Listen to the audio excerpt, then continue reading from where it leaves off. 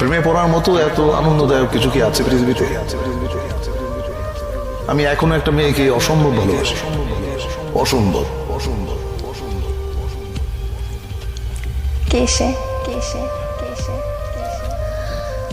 এটা বলা ঠিক হবে না, ওর ক্ষতি হবে।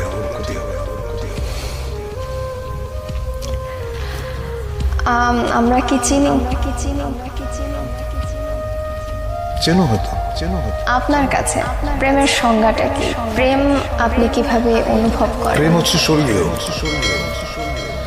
এইটা মানুষের ভেতরের প্রেমের যে অনুভূতি, এটা পবিত্র এবং স্বর্গীয়।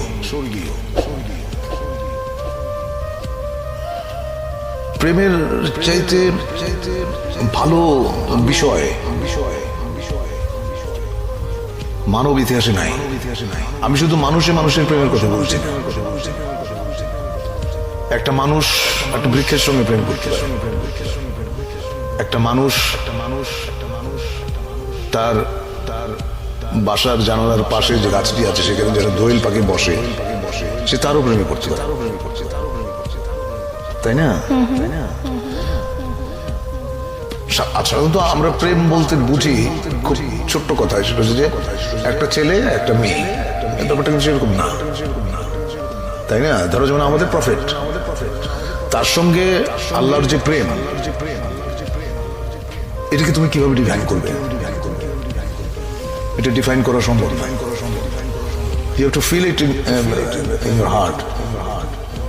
প্রেম হচ্ছে এরকম। আমি একটু মানব প্রেমের মধ্যেই থাকছি। অনেকে বলেন যে প্রেমে পড়লে হৃদয়ে হার্টে ব্যথা করে, অনেকের পেটে ব্যথা করে, অনেকের মাথায়ও ব্যথা করে। তো আপনার ক্ষেত্রে প্রেমে পড়লে সেই ব্যথাটা কেমন?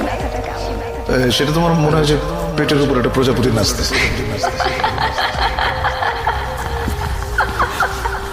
এবং প্রেমের ব্যথার মতো এত মিষ্টি ব্যথা বোধহয় পৃথিবীতে নাই। তো প্রজাপতি নাচলে কেমন লাগে সেটা আপনার কাছ থেকে শুনি। এটা তোমার সুরসুরি জাতীয় একটা জিনিস, এটা আসলে বোঝানো সম্ভব না। তুমি হয়তো কাউকে ভালোবাসো বা কারো প্রেমে করেছো, তুমি তোমারটা তোমার মতো করে বুঝবে, আমি আমারটা আমার মতো করে বুঝবো। আচ্ছা, আপনার যে ক্যামেরাম্যান যে আছে এখানে, কি নাম তোমার? হ্যাঁ, ছোটন। ছোটন ওর প্রেমের অনুভূতি এটা ও বুঝবে, ওটা তো আমি বুঝবো না। আমি যখন বালক ছিলাম তখন প্রেম বলতে যেটা বুঝতাম, পরিণত বয়সে এসে আমি দেখুন প্রেম আসলে অন্যরকম। পার্থক্যটা কি? পার্থক্যটা অনেক অনেক অনেক। আমাদের ধরো যখন প্রথম প্রেমের যে অনুভূতি, সেটা হচ্ছে যে বই পড়ে, শরৎচন্দ্র বা বঙ্কিমচন্দ্র পড়ে প্রেম সম্পর্কে একটা ধারণা মাথায় ছিল। ওইটা আসলে প্রেমের অনুভূতি না। প্রেমের অনুভূতি একেবারেই অন্যরকম, একেবারেই। এটা এক একজনের কাছে এক এক রকম, এটা কেউ কাউকে বলে বোঝাতে পারবে না। প্রথম প্রেমের কথা বলছেন, সেটা বইয়ের কথা বললেন, কিন্তু প্রথম মানব প্রেম যদি বলি সেটা হচ্ছে আমি তখন অনেক ছোট। কত বয়স? বয়স কত হবে তখন? এই ধরো 14-15। তখন প্রেমে পড়লাম এক গার্লস স্কুলের ম্যাডামের, যার বয়স ধরো আমার চেয়ে 20 বছর বেশি। ওইটা আমার প্রথম প্রেমে পড়া। প্রেমে বহুবার পড়েছি, বহুবার। প্রেমে পড়ার মতো আনন্দ বোধহয় আর কিছুতে নাই। কিন্তু একটা জিনিস মাথায় থাকতে হবে, সেটা হচ্ছে কাউকে হার্ট করে, কাউকে বেদনা দিয়ে প্রেমে পড়ার মতো এরকম গরিত কাজ বোধহয় পৃথিবীতে নাই। তুমি যখন কাউকে ভালোবাসবে, এক বুক সমুদ্র নিয়ে ভালোবাসতে হবে, এক বুক সমুদ্র নিয়ে, তা না হলে সে প্রেমের কোনো অর্থ নেই। আমার কেন জানি মনে হয় যারা খুব সুন্দর করে কথা বলতে পারেন তারা অনেক সুন্দর করে লেখেনও। আপনি এত সুন্দর করে কথা বলেন, আপনি কেন লেখেন না? আমি সুন্দর করে কথা বলি কিনা জানি না, তবে আমি যেটা বুঝি আমি সেটা বলি। আমি মিথ্যে পছন্দ করি না। আচ্ছা, মিথ্যে কথা যে বলি না এটা বললে পাপ হবে, মিথ্যে মাঝে মাঝে বলতে হয়। এখন একটা মেয়ে দেখতে হয়তো অত ভালো না, সে হয়তো জিজ্ঞেস করলো যে আমাকে কেমন লাগছে, আমাকে বলতে হয় চমৎকার। এটা মিথ্যাচার না, এটা একটা মানুষকে তুমি যখন আনন্দ দাও এর মধ্যে পুণ্য আছে, সেই পুণ্যটা তুমি অর্জন করলে না। আপনার প্রেমে কতজন মেয়ে পড়েছে যদি প্রশ্নটা করি? সেটা তো আমি বলতে পারবো না, সেটা মেয়েদের জিজ্ঞেস করতে হবে। আপনার কাছে কেউ এসেছে এরকম কিছু বলে? আমার যদি এখনো ফোন আসে এবং অদ্ভুত অদ্ভুত কথা। কেমন? একটা মেয়ে একদিন ফোন করে বললো আমাকে বিয়ে করে। আমি বললাম তোমার বয়স কত? ও বললো আমার বয়স 22। আমি বললাম যে আমি তোমার ঠাকুরদার বয়সী। টেলিফোন রাখো। এখনো প্রচুর ফোন আসে এবং আমার খুব মানে খুব অদ্ভুত লাগে যে এটা তো বিয়ে করার বয়স না। আচ্ছা, তো আপনি বলছেন যে আপনাকে যারা ভালোবেসেছে কারা কতজন সেটা আপনি বলতে পারবেন না, মেয়েরা বলতে পারবে, কিন্তু আপনার কাছে যারা পৌঁছেছে, আপনার পর্যন্ত যারা পৌঁছেছে, তারা তাদের এক্সপ্রেশনস গুলো কিরকম ছিল আপনার কাছে? আমাদের ইয়ারমেট একটা মেয়ে ছিল, ওর সঙ্গে বহু বছর পরে, প্রায় 20-21 বছর পরে দেখা হলো। ওর হাজবেন্ডের সঙ্গে পরিচয় করা হয়েছিল। উনি আমার সঙ্গে হ্যান্ডশেক করে বললেন ও আপনি সেই। তো আমি তো বুঝি না আপনি সেই মানে। তো আমি বললাম আপনি সেই মানে। তখন এটা বললো আমাদের ইয়ারমেট, সে বলল যে আমি বাসর রাতে আমার হাজবেন্ডকে বলেছি যে আমি হুমায়ুন ফরিদের প্রেমে পড়েছিলাম, কিন্তু 4 বছর একসঙ্গে কাটিয়েছি আমরা, ওকে বলতে পারিনি। I was so amused. সে বললে কি হতো আমি জানি না।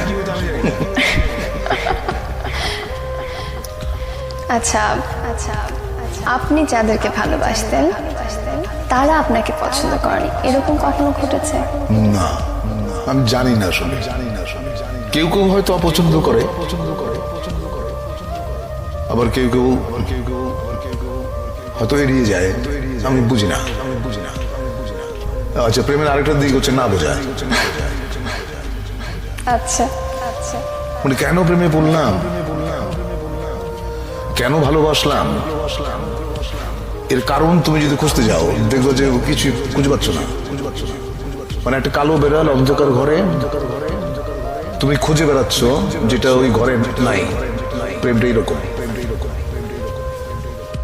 আপনি অভিনেতা হতে চেয়েছিলেন, অনেকেই অভিনেতা হতে চায়, কিন্তু সবার পক্ষে নিজেকে একজন সম্ভাব্য অভিনেতা হিসেবে প্রমাণ করার সুযোগ হয় না। আপনার পক্ষে সেটা সম্ভব হলো কিভাবে? যে কাজটা করি সেটা পছন্দ করি এবং যে কাজটা করি নিষ্ঠার সাথে করি, সততার সঙ্গে করি। সে কারণেই বোধহয় আমি মোটামুটি বলতে পারো যে অভিনেতা হিসেবে নিজেকে দাঁড় করাতে পেরেছি। ঢাকা থিয়েটারের সাথে, মঞ্চের সাথে আপনি যুক্ত হলেন কিভাবে? সেটা খুবই ইন্টারেস্টিং একটা ব্যাপার। সেটা 1977 সালে জাহাঙ্গীরনগর বিশ্ববিদ্যালয়ে আমি তখন নাট্য সম্পাদক। তখন আন্তঃহল একটা নাট্য প্রতিযোগিতা অ্যারেঞ্জ করলাম। তো ওখানে জাজ হিসেবে গিয়েছিলেন আমাদের ঢাকা থিয়েটারের প্রধান পুরুষ জনাব নাসিরুদ্দিন ইউসুফ।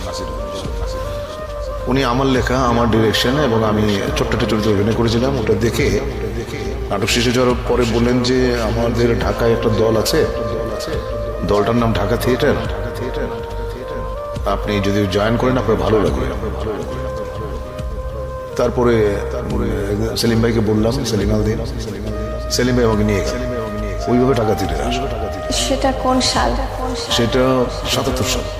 সেই সময় ঢাকা থিয়েটার, বর্তমানের ঢাকা থিয়েটার, দুটোর মধ্যে যদি একটু তুলনা করতে বলি। আমরা যখন ছিলাম একসঙ্গে এতগুলো একঝাক তরুণ মেধাবী অভিনেতা, তাদের সঙ্গে আমি কাজ করেছি, সেটা ছিল ঢাকা থিয়েটারের সমিতি।